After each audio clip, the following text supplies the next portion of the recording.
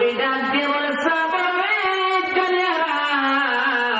লা তাকুম কামা ইয়াকুমুল আজামি, তোমরা দাঁড়ায় না অনরতা যেইভাবে মাথা নত করিয়া দাঁড়ায় এইভাবে তোমরা দাঁড়ায় না, তোমরা দাঁড়াও মাথা উঁচু করে। হযরত আনাস বলে রাসূলকে আমরা বেশি মুহাব্বত করতাম, তাজিম করতাম, তারপর আমরা দাঁড়াইতাম না অনেক সময়। তার কারণ হলো রাসূল অপছন্দ করতেন, কারণ রাসূল হলেন অনেক বিনয়ীদের সরদার। এই জন্য রাসূল সাহাবীদের মাঝে কষ্ট হোক এই জন্য অনেক সময় মানা করতেন তোমরা দাঁড়াও না। এখন আসেন আবার এখন যারা আজকে বলেন হাদিসে এসেছে রাসূল দাঁড়াইতে নিষেধ করেছে, এইবার আসেন হাদিসে এসেছে রাসূলের সাহাবীরা দাঁড়াইতো না। এখন আসেন বন্ধুরে, এখন উসুলে হাদিসের কায়দা, হাদিসকে কয়েক ভাগে ভাগ করা হয়, 3 ভাগে। হাদিসে কওলি, হাদিসে ফি'লি, হাদিসে তাকরীরি। এখন আসেন হাদিসে কওলি এবং ফি'লির ভিতরে দ্বন্দ্ব হয়ে গেছে। হাদিসে কওলি এবং বুঝতেছেন তো আমার কথা? আমি ছাত্রদের ক্লাসের কথা নিয়ে বলছি।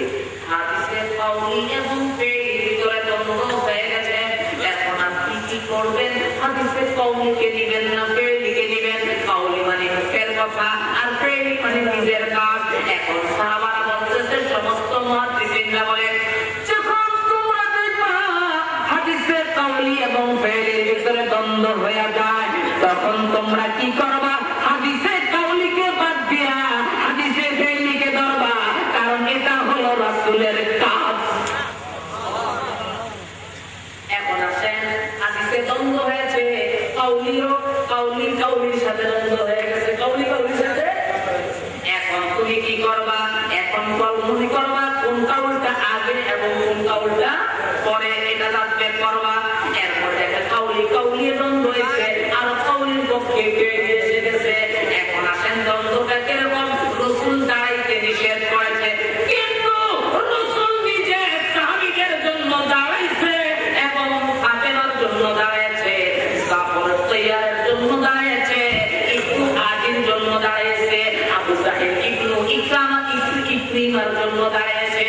শুধু তাই নয়, আমাদের রাসূলের আম্মা জান হালিমাতুস সাদিয়ার জন্য রাসূল দাঁড়াইছে। এমনকি শুধু তাই নয়, আনসার সাহাবী রাসূলের কাছে এসেছে, সাইয়্যিদুল আনসার মুআয ইবনে জাবাল, সাদ ইবনে মুআয আল্লাহর হাবিবের দরবারে এসেছে। আল্লাহর হাবিব বলেছে কুমুলি সাইয়্যিদুকুম, দাঁড়ায় যাও তোমার সাইয়্যিদের সম্মানে। এইবার কিছু জ্ঞান পাপী শয়তান আছে, তারা আবার এখানে কি বলেন না, মুআয ইবনে জাবাল সে অসুস্থ থাকার কারণে রাসূল দাঁড়াইতে বলছেন, মানে তাকে ধইরা নামানোর জন্য। এখন আমি বলবো মুআয ইবনে জাবাল হইল একজন, ওই মুহূর্তে ইমাম নববী আলাইহিস সালাম বলতেছে মুআয ইবনে জাবালের কাছে রাসূলের সামনে সাহাবী ছিল, সাহাবীদের সংখ্যা ছিল কমপক্ষে 170 জন। এখন একজন অসুস্থকে ধরার জন্য 170 জনকে যদি দাঁড়াইতে বলে, তাইলে 170 জন কি পাও আর পাও কোন জায়গা হবে? 170 জন একটা মানুষ করতে পারবো? রাসূল কইছে তোমরা সকলে দাঁড়ায় যাও, তোমরা সকলে। তাইলে তিনি অসুস্থতার জন্য দাঁড়াইতে বলে না, বলেছে তাকে সম্মানের জন্য দাঁড়ায় যাও। এই সম্মান দাঁড়াইতে রাসূল বলেছে, এইটা হলো হাদিসে আমর কওলি, আমর বিল কওলি। এখন আসেন বন্ধুরা, এই জন্য সম্মানের মাধ্যম হইল কয়টা? এক নম্বর সম্মান হলো প্রশংসা করা। উজ্জাতুল্লাহ মিয়া বড় আলেম, এটা প্রশংসা কইরা সম্মান করা। আর এক নম্বর সম্মান হইল কারো সম্মানে দেখুক বা না দেখুক দাঁড়ায়া যাওয়া, কারো সম্মানে দেখুক বা না দেখুক। এখন আসে বন্ধুরে, খানায় কাবাকে কি আমরা দেখি কিনা? না দেখা আমরা দাঁড়াই কিনা, দাঁড়ান কিনা, না দেখা পশ্চিম দিকে পেশাব বন্ধ রাখেন কিনা।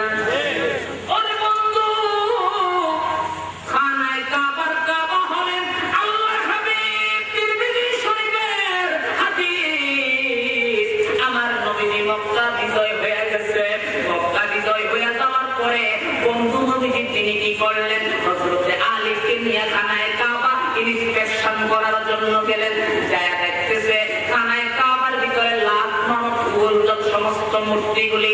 এইবার আল্লাহর হাবিব কি করলেন? লাঠিটা হাতে নিলেন, হাতে নিয়ে কি করলেন? আমার আল্লাহ জিবরাইলকে পাঠায় বলে, জিবরাইল রে, এত বাড়ি বাড়ি পাথরের মূর্তিগুলির ভিতরে আমার নবী লাঠিটা লাগায় আর বলবে, যা আল হক ওয়া সাহাকাল বাতিল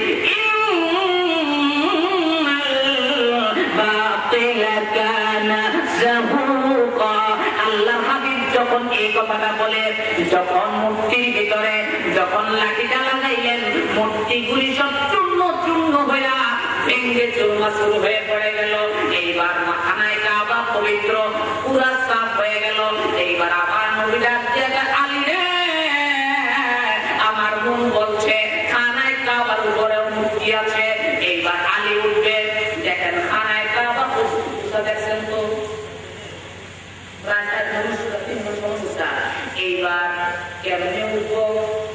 আমার নবী কয়, আলী আজকে যেই বেওকুফেরা আমার নবীকে নূর মানো না, একটা মানুষের পক্ষে সম্ভব না। সমস্ত সহিহ হাদিসের কিতাব আল্লাহর হাবিবের শামাইল নিয়ে একমত হয়েছে। রাসূল যখন রাস্তা দিয়ে চলতেন, চলতে গেলে ওই রাস্তার ভিতরে যদি একা রাসূল থাকতেন তাইলে রাসূলকে মাঝামাঝি দেখা যাইত, আর যদি দুইজন থাকতেন রাসূলকে বড় দেখা যেত, যদি তিনজন থাকতেন রাসূলকে বড় দেখা যেত। হযরত সাহিবুন নাগাইন হযরত আবু সাঈদ খুদরি রাদিয়াল্লাহু তাআলা আনহু, তিনি এমন লম্বা ছিলেন, তিনি যদি বসে থাকতেন দেখা যাইত একটা লোক যেন দাঁড়ায় রয়েছে। ও আবু সাঈদ খুদরি যদি আমার নবী দাঁড়ায় যাইতেন, আমার নবীকে আবু সাঈদ খুদরির উপর লম্বা দেখা যাইত। সাধারণ মানুষকে এরকম লম্বা ছোট হইতে পারে? আমার নবী বলেন নূর, নূরের কারণে আমার নবী লম্বা হন, ছোট হন, বড় হন। শুধু তাই নয়, আমার নবী কামলিওয়ালা। আলীকে বলে, আলী তুমি আমার হাতের উপরে পাও রাখো। রাসূল হাতটা দইরা খানায় কাবার সাথে সাথে লাগায়া দিলেন। আলী উঠে গেলেন, সুবহানাল্লাহ। আলী বললেন, ইয়া রাসূলুল্লাহ, ইয়া হাবিবাল্লাহ, খানায় কাবার উপরে অনেকগুলি মূর্তি। এইবার বলে, আলী মূর্তিগুলি সরায়া দাও। মূর্তিগুলি যখন সরায়া দিলেন, এইবার বলে আল্লাহর হাবিব বলে, আলী তুমি খানায় কাবার মাঝখানে দাঁড়ায় আযান দাও। এইবার আসেন খানায় কাবার সাইডে হইলে খানায় কাবার উত্তর দিকে হইলে দক্ষিণ দিকে ফিরে আযান দিবে, দক্ষিণ দিকে হইলে উত্তর দিকে ফিরে আযান দিবে, পূর্ব দিকে হলে পশ্চিম দিকে ফিরে আযান দিবে, পশ্চিম দিকে হলে পূর্ব দিকে ফিরে আযান দিবে। আলী তো এইবার খানায় কাবার মাঝখানে কোন দিকে ফিরে আযান দিবে? আমার নবী ডাক দিয়ে কয়, আলী এটা নিয়ে পৃথিবীতে চারটা কেবলা আছে, বাইতুল মামুর, বাইতুল মুকদ্দাস, বাইতুল ইসরা, বাইতুল্লাহ। এই চারটি কেবলার কেবলা আমি নবী মুহাম্মদুর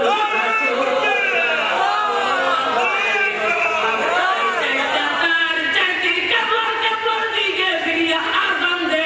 খানায় কাবা বাবা আমি নবী আমার দিকে ফিরে আযান দে। আলী তোর আযান আদায় হয়ে যাবে।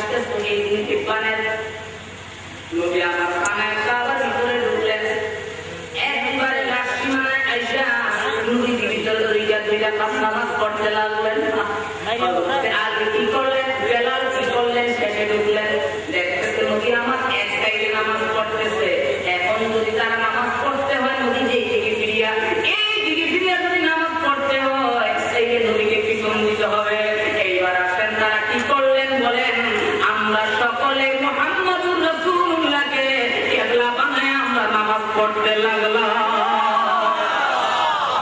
শুধু তাই নয় বুখারী শরীফের হাদিস আল্লাহর হাবিব যখন অসুস্থ হয়ে গেলেন নবী আমার নামাজ অসুস্থ আসতে পারে না আবু বকর কি করলেন নামাজ পড়তেছেন এমনি মুহূর্তে নবী আয়েশা হাজির হয়ে গেলেন আবু বকর কি করলেন সাইডে আয়েশা পড়লেন নবী পাশে দাঁড়াইলেন পাশে দাঁড়ায় নবী আস্তে রুকু দেয় আবু বকর নবীকে দেরিতে রুকু দেয় আর মানুষরা আবু বকরের আল্লাহু আকবার সুবিধা রুকু দেয় সুবহানাল্লাহ। সম্মান এইভাবে করা যাবে না। বুখারী শরীফের হাদিস আল্লাহ হাবিব কামলিওয়ালা মুহাম্মদুর রাসূলুল্লাহ সাল্লাল্লাহু আলাইহি ওয়াসাল্লাম তিনি কি করলেন সাহাবীদের মাঝে এটা তাকওয়া হাদিস দুই জায়গায় এসেছে সাহাবীদের মাঝে দ্বন্দ্ব হয়েছে দ্বন্দ্ব মিটানোর জন্য গেলেন সদরের ওয়াক্ত হয়ে গেল বেলাল রাদিয়াল্লাহু তাআলা আনহু তিনি কি করলেন আবু বকরকে এসে বলেন হুজুর আল্লাহর হাবিব কোথায় ওই জায়গা থেকে যোহরের নামাজ পড়ে আসবে আমরা আযান হয়ে গেছে জামাত শুরু করে দেন। আবু বকর কি করলেন নামাজের জামাতে দাঁড়িয়ে গেলেন দাঁড়িয়ে যাওয়ার পরে ফাতাসাফাজা আন-নবী সাল্লাল্লাহু আলাইহি ওয়াসাল্লাম নিষেধ করেছে আবু বকর বলে ইয়া রাসূলুল্লাহ ইয়া হাবিবাল্লাহ নবী গো কুহাফা এমন সন্তানকে জন্ম দেয় নাই যে সন্তান আল্লাহ হাবিবের সামনে অনুমতি করবে দুনিয়াতে এমন কোন লোক নাই যিনি আল্লাহর হাবিবের সামনে অনুমতি করবে। আমার নবী বলেন কাবার কাবা আমার আজকে সেই মাসালার দিকে যাব না এই জন্য বন্ধুরে খানায় কাবাকে না দেখে তুমি তাজিম করতে পারো এই তাজিমটাকে বলা হয় তাজিমুল লিল গায়ব। আবার খানায় কাবা একটা প্রান্তরে পশ্চিম দিকে এই প্রান্তরকে তাজিম করাকে তাজিমুল লিল গায়ব বলা হয়। এখন খানায় কাবাকে যদি না দেখে তাজিম করতে পারবে আর আমার নবীর তাজিমে না দেখে তোমরা দাঁড়াইতে পারো না অথচ সমস্ত ইমামরা ফতোয়া দিতেছে মান ইসতাফা তাজিমান নবী সাল্লাল্লাহু আলাইহি ওয়াসাল্লাম ফাকাদ কাবারা ক্বালা ইমাম মালিক রাহমাতুল্লাহ আলাইহি মান ইসতাফা তাজিমান নবী সাল্লাল্লাহু আলাইহি ওয়াসাল্লাম ফাওয়াজিবুল কতল ইনদাল মালিকি। ইমাম শাফিঈ সমস্ত হানাফি তিন মাযহাবের ইমাম বলে কেউ যদি নবীর শানকে একটা চুল পরিমাণ ছোট করতে চায় অথবা সে ছোট করতে চায় না মানুষের চোখে দেখা যায় ছোট সে সঙ্গে সঙ্গে কাফের হয়ে গেছে। আর ইমাম মালিক রাহমাতুল্লাহ আলাইহি বলেন যে ব্যক্তি নবীর শানকে চুল ছোট করে তাকে আমি মালিকের মতে কতল করা ওয়াজিব। সুবহানাল্লাহ নাউযুবিল্লাহ। বুঝতে পারছেন তাইলে আজকে যারা রাসূলের সম্মানে দাঁড়াইতে চাও না তোমরা কি মুসলমান? ঠিক লজ্জা লাগে। আসেন বাবারা একটা মাসালা নিয়ে আমি আলোচনা করে শেষ করব। আমরা রাসূল করিম সাল্লাল্লাহু আলাইহি ওয়াসাল্লামের নাম শুনলে যে চোখে মুখে চুমু খায় এই মাসালাটা নিয়ে আলোচনা করব। আজকে আমাদের দেশে আমি চ্যালেঞ্জ করলাম কোন আলেম যদি থাকে এই পৃথিবীতে একটা হাদিস দ্বারা প্রমাণ করো এই আমলটা না যায় একটা কিতাব দ্বারা প্রমাণ করো অমুক কিতাবের অমুক পৃষ্ঠায় লিখেছে এই আমলটা না যায় একটা কিতাব আমি দেখতে চাই। ফাইলাম তাফআলু ওয়ালাম তাফআলু যে আল্লাহ বলেছে কোশ্চেন কালো এটা পারবে না। এইবার আসেন সেটাকে বলা হয় আবু তাফসীর সমস্ত তাফসীরের বাবা সমস্ত এই তাফসীরের ভিতরে ইমাম জালালউদ্দিন সুয়ুতী রাহমাতুল্লাহি আলাইহি একটা হাদিস নকল করেন আল্লাহর হাবিবের নাম শুনলে নাম দেখলে যে কোনো অবস্থায় মক্তকান ভাবে চোখের মুখের ভিতরে চুমা ফেলে যে সওয়াব সেই সওয়াবের ব্যাপারে আলোচনা করতে গিয়ে একটা হাদিস করেন ইমাম জালালউদ্দিন সুয়ুতী বলতেছেন তিনি কত বড় মুহাদ্দিস ছিলেন। এই শিরোনামে তিনি একটা কিতাব লিখেছেন, মানে তিনি তিনার শান আলোচনা করেছেন। এই কারণে আল্লাহ তিনাকে যে নিয়ামত দিয়েছে সেই নিয়ামতের প্রশংসা করতে গিয়ে বলে, ও দুনিয়ার মানুষ, মানুষের যেইভাবে কুল হু আল্লাহ সূরা মুখস্থ, আমি আল্লাহর হাবিবের 3 লক্ষ হাদিস বা সনদান এইভাবে মুখস্থ। সেই জালালউদ্দিন সুয়ুতি তিনি এই হাদিসটাকে রওয়ায়াত করেন। আখরাজা আবু মুআইমিন ফি হিলাতি আন-নুহাব ইবনে নুমা قال كان في بني إسرائيل رجل عصى الله مئة سنة ثم مات فأخذوه وألقوه على مزبلة فأوحى الله إلى موسى عليه الصلاة والسلام أن أخرج فصل عليه قال يا رب بنو إسرائيل شهدوا أنه عصاك 100 سنة فأوحى الله إليه هكذا كان لأنه كان كلما نصر التوراة ونظر إلى اسم محمد صلى الله عليه وسلم أبطله وضعه على عينيه وصلى عليه فذكرت له ذلك وغفرت ذنوبه وزوجته 70 حوراء أو كما قال عليه الصلاة والسلام. الحمد لله.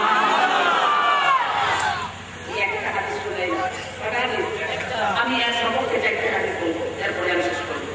এবার আসেন বন্ধুরে, আমলের জন্য একটা হাদিস যদিও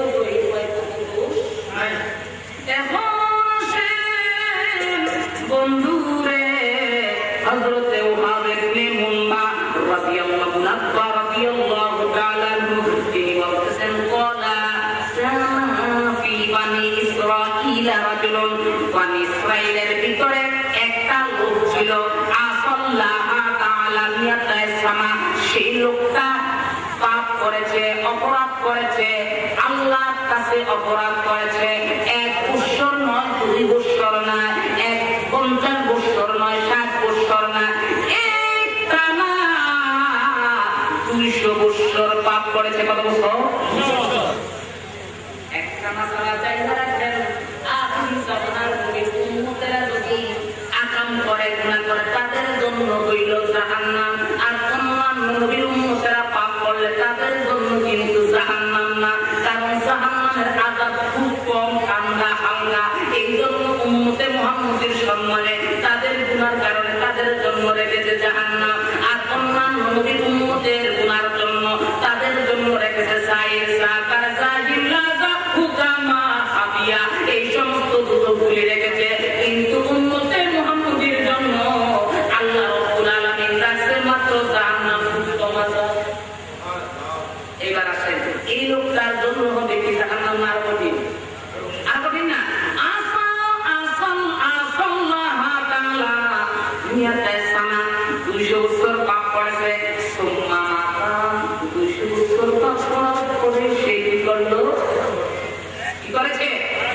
কথা বলেন না কেন? আপনাকে আমার কথা বুঝেন না? ছেড়ে দিত কত বছর পাপ করেছে, তারপরে কি হয়েছে? এরপরে মারা যাওয়ার পরে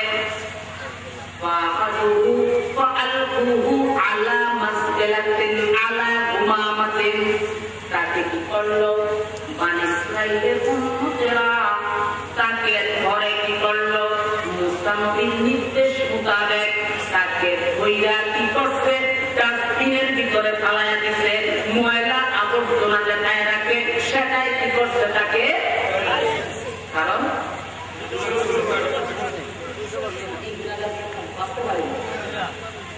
এইবার আসেন বন্ধুরে, ফাওয়াল্লাহু ইলা মুসা আলাইহিস সালাম, আমার আল্লাহ মুসা নবীকে টেলিফোন শুরু করলো। মিয়ানে আশিক মাশুকে রাম দিতে, মিয়ানে আশিক মাশুকে রাম দিতে, ইকরাম কাতিবিন রাম খবর নিস, ইকরাম কাতিবিন রাম খবর নিস। আমার আল্লাহ মুসা নবীরে মোবাইল শুরু করলো বিনা তারে। আমার আল্লাহ ডাক দিয়ে কয়, আম আখরিজ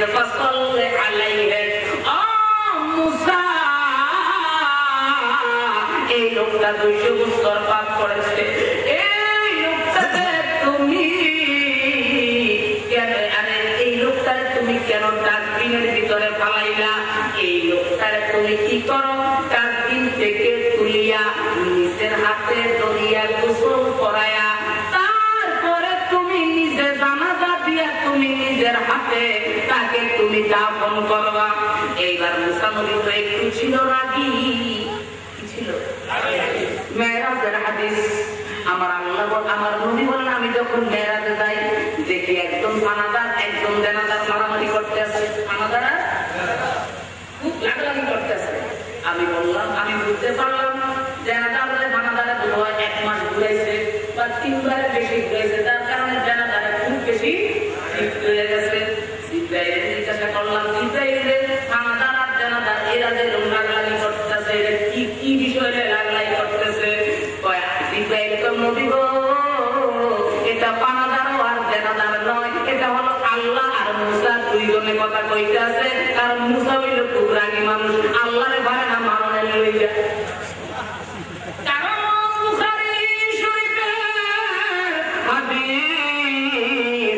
আজরাইল মুসার কাছে এসে মুসা নবী আমাদের চান খাওয়ার টাইম হয়ে গেছে। আজরাইল কয় এই তুই কেড়ে কয় আমি আজরাইল মুসা নবী একটা থাপ্পড় দিছে, আজরাইলের চোখ ফালাইয়া দিছে। আজরাইল চোখটা হাতে নিয়ে আল্লাহর কাছে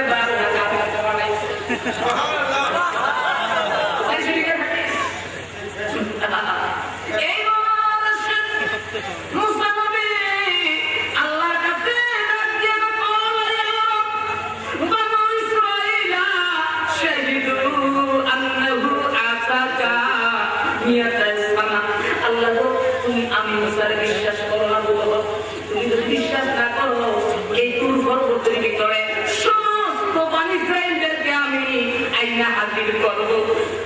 কুল্লুহুম শাহিদ, তারা সকলে সাক্ষী দিবে একযোগে এই লোকটা 1 বছর না 2 বছর না 200 বছর তোমার নাফরমানি করেছে। তোমার বলবে আমার কথা বিশ্বাস করা, আমি সমস্ত লোকদেরকে হাজির করি তোমার কাছে, বলবে তারাও সাক্ষী দিবে এই লোকটা 200 বছর পাপ করেছে। এইবার আমার আল্লাহ ডাক দিয়ে কয় আল্লাহু ইলাইহি, আবার আল্লাহ মোবাইল শুরু করে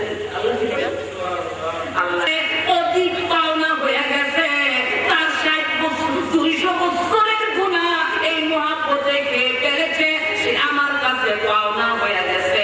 আমি কি করলাম? গুনাহটা সঙ্গে সঙ্গে মাফ কইরা দিলাম। তারপরও চাইয়া দেখি সে আমার কাছে আরো পাওনা হয়ে গেছে। আমি কি করলাম? সাথে সাথে আমার জান্নাত থেকে 70টা ঘুরাই না ঘুরের সাথে তার সাথে বিয়া লাগায়া দিলাম।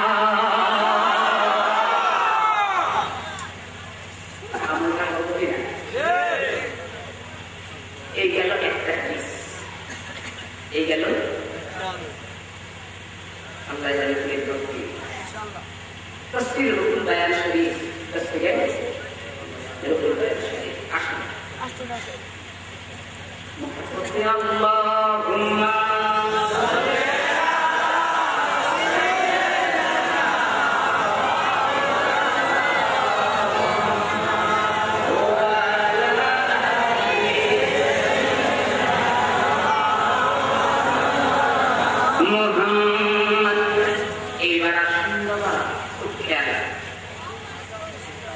আন্না আদম আলাইহিস সালাতু ওয়াস সালাম ইশতাqa ইলা